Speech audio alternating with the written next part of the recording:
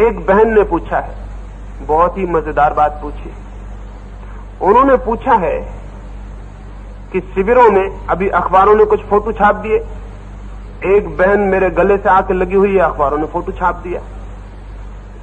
उन्होंने वो फोटो देख लिया होगा, तो उन्होंने मुझसे पूछा है कि शिविर में आप स्त्रियों के साथ बड़ा दुर्व्यवहार करते हैं। गांधी जी ने तो ऐसा दुर्व्यवहार कभी भी नहीं किया। अगर स्त्रियों के साथ प्रेमपूर्ण व्यवहार करना दुर्व्यवहार है तो मैं जरूर दुर्व्यवहार करता हूं। अब तक साधु संत स्त्रियों के साथ घृणा का व्यवहार करते रहे, इसलिए वही सद्व्यवहार हमें मालूम होने लगा है। साधु संतों ने आज तक स्त्री को मनुष्य होने की हैसियत नहीं दी है। साधु संतों ने उसे नरक का द्वार समझा है। साधु संतों ने उसे कीड़े मकोड़ों से बदतर बताया है। साधु संतों ने उसे सांप बिच्छुओं से खतरनाक समझाया है। साधु संतों का अगर वो पैर भी छू ले तो साधु संत अपवित्र हो जाते हैं और उन्हें उपवास करके पश्चाताप करना पड़ता है। और ये साधु संत स्त्री से ही पैदा होते हैं। इनका सारा देह स्त्री से ही निर्मित होती है। इनका खून स्त्री का, इनकी हड्डी स्त्री की, इनके जीवन की सारी ऊर्जा स्त्री से आती है और वही स्त्री नरक का द्वार हो जाती है। मनुष्य जाति जब तक स्त्रियों के साथ ऐसा सम्मानपूर्ण और ऐसा मूढ़तापूर्ण व्यवहार करेगी, तब तक मनुष्य जाति के जीवन में कोई ऊर्ध्वगमन नहीं हो सकता है। स्त्री के साथ दुर्व्यवहार अब तक रहा है और उस दुर्व्यवहार का कारण स्त्री की कोई खराबी नहीं है, क्योंकि जिन बातों के कारण स्त्री को आप दोष देते हैं, आप उन बातों में स्त्री के सहयोगी नहीं है। ये बड़े मजे की बात है। ये बड़े मजे की बात है। पुरुष नरक का द्वार नहीं है। स्त्री अकेली दुनिया में काम वासना ले आती है, पुरुष नहीं। सच्चाई उल्टी है। स्त्री इतनी कामुक कभी भी नहीं है जितने पुरुष कामुक है। और स्त्री की काम वासना को अगर न जगाया जाए तो स्त्री काम वासना के लिए बहुत आतुर भी नहीं होती। और सारी स्त्रियां जानती हैं कि काम वासना में कौन उन्हें रोज घसीटता है, उनका पति या वे स्वयं। कौन उन्हें घसीटता है? पुरुष 24 घंटे सेक्सुअल है, प्रतिदिन सेक्सुअल है,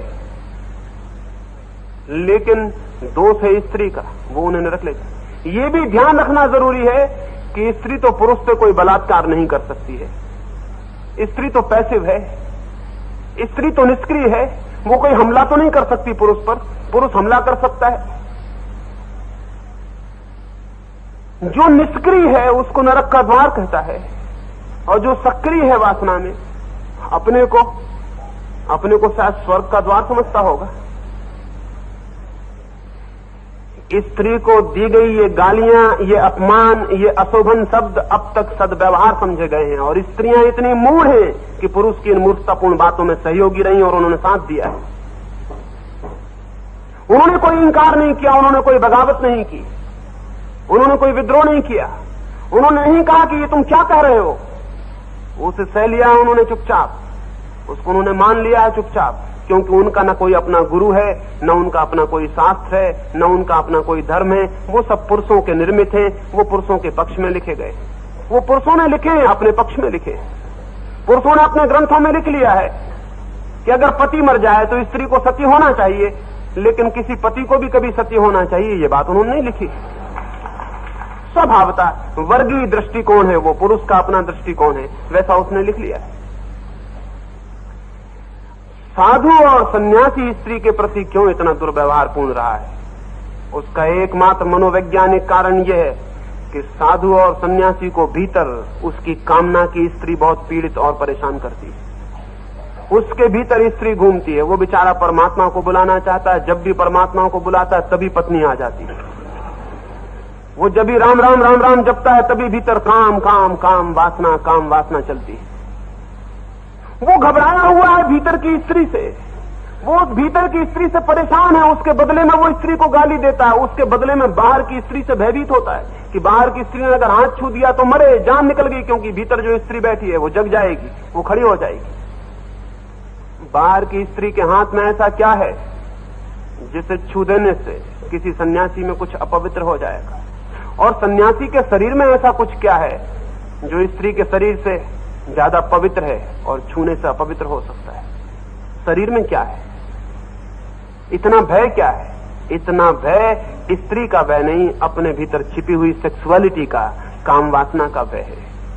इसलिए सन्यासी भागता रहा है, घबराता रहा है, दूर दूर भागता रहा है। स्त्री छूले तो पाप, स्त्री छूले तो अपवित्रता। और इसको बाकी पुरुष बहुत आदर देते रहे, क्योंकि बाकी पुरुषों का मन स्त्री को छूने के लिए लालायत है। वो देखते हैं कि एक आदमी स्त्री को नहीं छूता, दूर दूर भागता। वो कहते हैं महापुरुष, है तपस्वी, क्योंकि हमारा तो मन नहीं मानता बिना छुए हुए। हमारा मन होता है कि छुएं छुएं छुएं, किसी तरह रोकते हैं, संस्कार शिष्टाचार सब तरह से अपने को संभालते हैं, लेकिन मौका मिल जाए, भीड़ मिल जाए, मंदिर हो, मस्जिद हो, गिरजा हो, तो थोड़ा बहुत धक्का दे ही देते हैं, वो दूसरी बात। लेकिन सामने शिष्टाचार रखते हैं, दूर दूर बच के चलते हैं। इतना बच के चलना सबूत किस बात का है?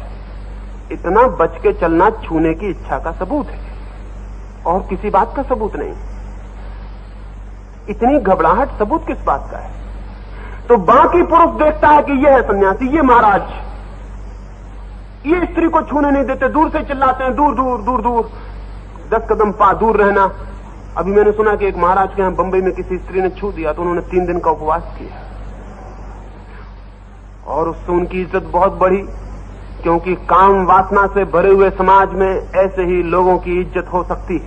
काम वासना से भरे हुए समाज में ऐसे ही लोगों की इज्जत हो सकती है, क्योंकि हम काम वासना से भरे, हमें लगता है कितना महान त्याग किया कि स्त्री ने छुआ और उन्होंने इंकार कर दिया कि नहीं छूने देंगे। ये हमारी सेक्सुअल मेंटालिटी का सबूत है, और इसको अगर सद्व्यवहार समझते हैं तो मैं स्त्रियों के साथ ऐसा सद्व्यवहार करने से इंकार करता हूं। लेकिन बड़े मजे की बात, बड़ी आश्चर्य की, एक बहन ने पूछा है, किसी पुरुष ने पूछा होता तो मेरी समझ में आ सकता था, ये बहन बड़ी मर्दानी होगी, इसकी बुद्धि पुरुषों से निर्मित होगी। वो कैंप में जो बहन मेरे आके हृदय से लग गई, उस क्षण में उसकी प्रार्थना, उसका प्रेम, उसका आनंद, उसकी पवित्रता अद्भुत थी। अन्यथा 1000 लोगों के सामने वो मेरे हृदय से आके जुड़ जाने की हिम्मत भी नहीं कर सकती थी। उसका पति बगल में खड़ा था, वो घबराता रहा। अभी उनके पति मुझे मिले और कहने लगे, मैंने इससे पूछा कि पागल तूने ये क्या किया? उसने कहा कि मुझे तो पता ही नहीं था, ये तो जब मैं अलग हट गई तब मुझे ख्याल आया कि लोग क्या सोचेंगे। लेकिन उस क्षण में मुझे सोच विचार भी न था। उस क्षण मुझे लगा कि कोई दूर की पुकार मुझे खींच रही है और मैं पास चली गई। उस स्त्री को मैं धक्का दे दूं इस ख्याल से कि कोई अखबार का रिपोर्टर फोटो ना उतार ले, उसे कह दूं कि नहीं दूर, उसे दूर कह के मैं सिर्फ इतना सिद्ध करूंगा कि मेरे भीतर भी वासना उद्दाम वेग से खड़ी है। अन्यथा भय क्या है? अन्यथा डर क्या है? अन्यथा चिंता क्या है? वो स्त्री कहीं कोई एकांत अंधेरे कोने में मुझसे गले आके नहीं मिली थी। 1000 लोग चारों तरफ खड़े थे, वहां फोटो उतारी जा रही थी। मुझ में भी थोड़ी बुद्धि तो है,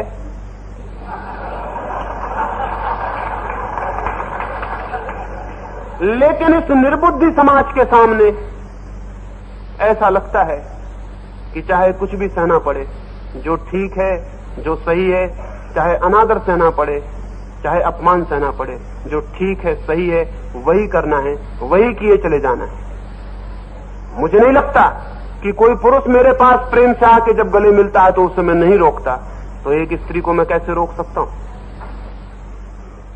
जब कोई पुरुष को मैं नहीं रोकता तो स्त्री को कैसे रोक सकता हूं? और स्त्री और पुरुष के बीच इतना फासला करने की जरूरत क्या है? प्रयोजन क्या है? क्या हमें शरीर के अतिरिक्त कभी कुछ दिखाई ही नहीं पड़ता? वो जिस फोटोग्राफर ने चित्र उतारा होगा और जिस संपादक ने छापा होगा, वो फोटो मेरे और उस स्त्री के बाबत कम उस फोटोग्राफर और संपादक के संबंध में ज्यादा बताते हैं। उसकी बुद्धि वहीं अटकी रही। उस घंटे भर के ध्यान के बाद उसे यही दिखाई पड़ा, इतना ही दिखाई पड़ा। उन बहन ने यह भी पूछा है कि गांधी जी तो ऐसा दुर्व्यवहार कभी स्त्रियों के साथ नहीं करते थे, तो शायद बहन को गांधी जी का कुछ पता नहीं। गांधी जी इस दुर्व्यवहार को शुरू करने वाले महापुरुष हैं। हिंदुस्तान में गांधी ने पहली बार स्त्री को सम्मान दिया है। हिंदुस्तान के सत्पुरुषों में, महापुरुषों में स्त्री को सम्मान देने वाले गांधी के मुकाबले सिवाय महावीर को और कृष्ण को छोड़कर और कोई भी नहीं, बुद्ध भी नहीं। बुद्ध तक भयभीत हो गए इस बात से जब स्त्रियों ने आके कहा कि हमें भिक्षुणी बना लो, तो बुद्ध ने कहा कि नहीं नहीं, ये नहीं हो सकता। बुद्ध भयभीत हो गए इस बात से कि स्त्रियां अगर भिक्षुणी बनेंगी और भिक्षुओं के साथ रहेंगी तो खतरा है। महावीर ने जरूर कोई चिंता नहीं की, बात ही नहीं की, स्त्रियों को भिक्षुणी बनाया। और हैरान होंगे जान के आप कि महावीर के भिक्षु थे केवल 12,000 और भिक्षुणियां थी 40,000। न मालूम कितने लोगों ने महावीर पर ऐतराज किया होगा कि 40,000 स्त्रियों से घिरा हुआ है यह आदमी। जरूर ऐतराज किया होगा, क्योंकि आदमी सदा आप ही जैसे हमेशा से थे, आपसे बदतर। क्राइस्ट पर लोगों ने शक किया कि मैरी मैगदलेन नाम की वेश्या इसके चरणों में आके चरण छूती। लोगों ने कहा कि नहीं, स्त्री को चरण मत छूने दो। क्राइस्ट ने कहा लेकिन स्त्री का पाप क्या है कि चरण न छुए। लोगों ने कहा स्त्री थी तो भी ठीक, ये वेश्या है। क्राइस्ट ने कहा वेश्या मेरे पास नहीं आएगी तो कहां जाएगी, और अगर मैं वेश्या को इनकार कर दूंगा तो फिर वेश्या के लिए उपाय क्या है, मार्ग क्या है। विवेकानंद हिंदुस्तान लौटे, निवेदिता साथ आ गई और बस हिंदुस्तान का दिमाग फिर गया और सारे बंगाल में बदनामी फैल गई कि स्वामी और सन्यासी और ये निवेदिता कैसे साथ। निवेदिता की पवित्रता को, निवेदिता के प्रेम को किसी ने भी नहीं देखा। आज जो सारी दुनिया में विवेकानंद का काम फैला हुआ दिखाई पड़ता है, उसमें विवेकानंद का हाथ कम, निवेदिता का हाथ ज्यादा है। निवेदिता भी दंग रह गई होगी। कैसे ओछे लोग थे, कैसी छोटी बुद्धि थी, इतना ही उन्हें दिखाई पड़ा। विवेकानंद को इतना भी समझ पाए वो सिर्फ। गांधी ने तो बहुत हिम्मत की।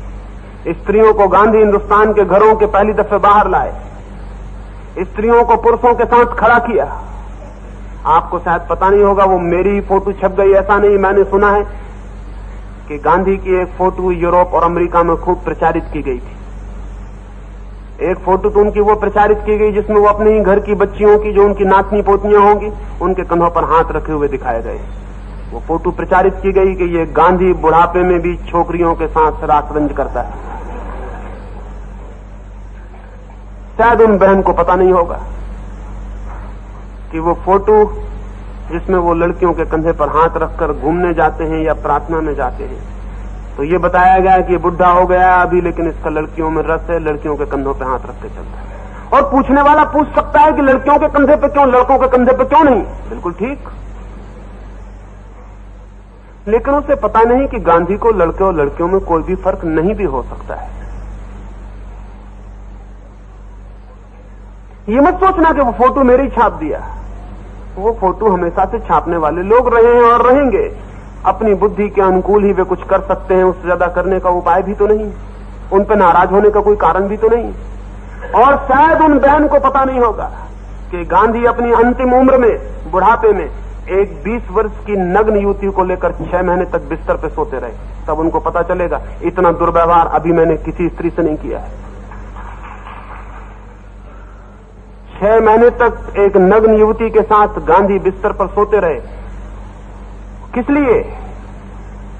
इस बात की जांच के लिए कि क्या मन के किसी कोने कातर में, मन के किसी भी अंधकारपूर्ण कोने में स्त्री की कोई वासना तो शेष नहीं रह गई, जो रात में नग्न स्त्री को अकेले में एकांत में पाकर बिस्तर पे सांस पाकर जाग आए तो मैं परीक्षा कर लूं, उससे मुक्त होने का कोई उपाय कर लूं।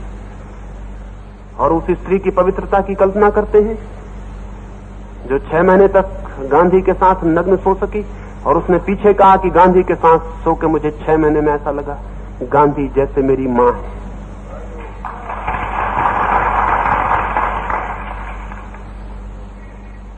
जल्दी नतीजे लेना ठीक नहीं है। जिंदगी बहुत गहरी है और बहुत समझने को है। जहां हम खड़े हैं जिंदगी वहीं नहीं है, जिंदगी और आगे है। हम मिट्टी के दिए हैं, जिंदगी की ज्योति मिट्टी के दिए से बहुत ऊपर जाती है। जिनको ऊपर की ज्योति नहीं दिखाई पड़ती उन्हें सिर्फ मिट्टी के दिए दिखाई पड़ते हैं। मेरी बातों को इतने प्रेम और शांति से सुना, उसके लिए बहुत अनुग्रहित हूं। और अंत में सबके भीतर बैठे परमात्मा को प्रणाम करता हूं। मेरे प्रणाम स्वीकार करें।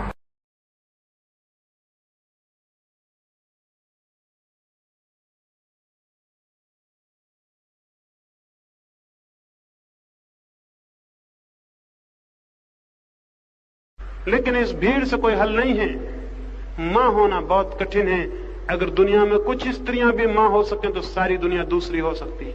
मां होने का अर्थ है इस बात का उत्तरदायित्व कि जिस जीवन को मैंने जन्म दिया है, अब उस जीवन को ऊंचे से ऊंचे स्तरों तक, परमात्मा तक पहुंचाने की दिशा पर ले जाना मेरा कर्तव्य है। और इस कर्तव्य की छाया में मुझे खुद को बदलना होगा, क्योंकि जो व्यक्ति भी दूसरे को बदलना चाहता हो, उसे अपने को बदले बिना कोई रास्ता नहीं है।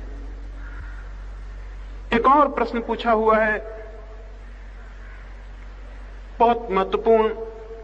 पूछा है कि पत्नी की इच्छा के विरुद्ध जब पति शारीरिक उपभोग करने के लिए बाध्य करते हैं तो स्त्री की मानसिक हालत विक्षिप्त हो जाती है।